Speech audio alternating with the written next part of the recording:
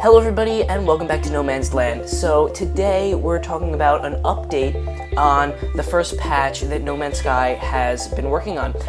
Sean Murray made a blog post on the website talking about what will be in the patch and kind of what the patch will affect in the game. So if you haven't seen my video talking about how the patch was announced and kind of the implications of a day one patch in a game this big, then check it out. I'll link it in the description below. Without further ado, let's start talking about the news. So I'll link the blog post in the description below, but I can give you a quick summary of what's going to be in the patch. So first, there are 3 paths that this is going to completely change how people play the game. When you start the game, you'll get to pick one of the 3 paths, and without spoiling anything, they will kind of change how the future of the game plays out for you, and maybe the roles that your character will occupy. The universe was changed in size, and also the generations were also the generating algorithms were also changed. So environments and biomes were changed, galaxy sizes and shapes have changed. They are now 10 times larger, which is actually great. So that whole 30-hour estimate for getting to the center of the galaxy from the Reddit user Damien is now completely debunked. If anything, you might, I'm not sure how the 10 times is calculated, either by area or by diameter, but definitely it's going to take longer to get to the center of a galaxy now. Also, they increased the diversity, and they increased the diversity of planets. So planets and creatures are now different. So planets will spawn with maybe no people, dead moons that are just rock, kind of like our moon, or maybe different atmospheres, different atmosphere types spawn now. Also, the weather system was upgraded.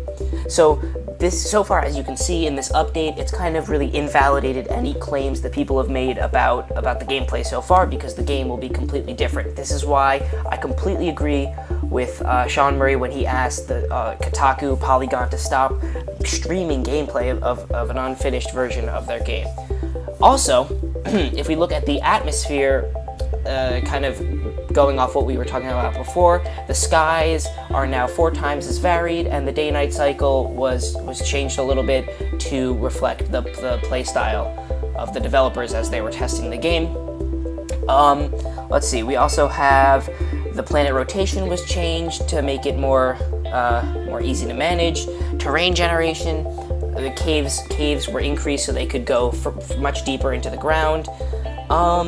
The ship diversity was increased so that the ships can be much more different and varied. The inventories were increased. Ship and suit inventories were both increased, the amount of stuff they can hold. Trading was made much more deep, and planets and star systems have their own local economy, so it's going to be much harder to talk about trading, to get into trading. Feeding, so if you didn't know, you can feed characters, and now feeding, that whole system is much more deep, and without spoiling anything, characters have their own diet, and then they can do stuff that will help you out. I don't want to tell you what those things are. Check that link in the description if you want to see. It's in the article there. The survival was made much more of a deep element to the game, so it's going to be harder to survive, and the survival aspects are much more varied now, kind of the stuff that he's been talking about in the past. Graphical effects were improved, combat was improved, and to make it feel more smooth, graphical effects were added and improved.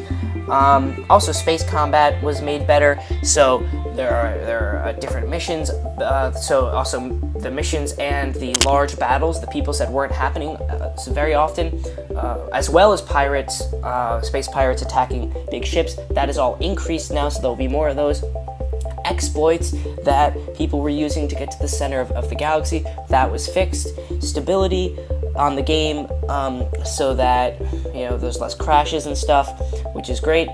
That's been improved. Also, space stations have been added. There are more rooms and stuff added, so it's more varied.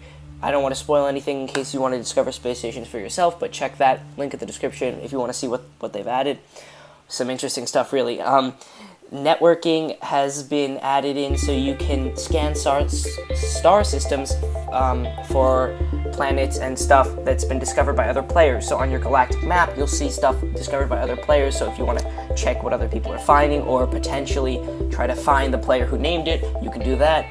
You You can also now scan from your ship, and while you're flying over terrain, the pop-in has been decreased, so just kind of the fluidity and the smoothness of the game.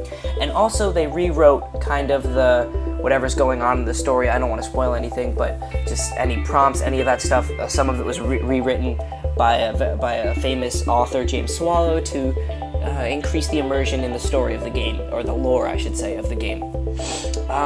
Also, he gave a little bit of a preview for what they're working on for update number 2, and I'm going to make a whole video about that, talking about the future of No Man's Sky, what he says they're going to add in the next updates, and that video will come out tomorrow, which is Monday the 8th, so check my channel for that. Thanks for watching, guys, and keep exploring.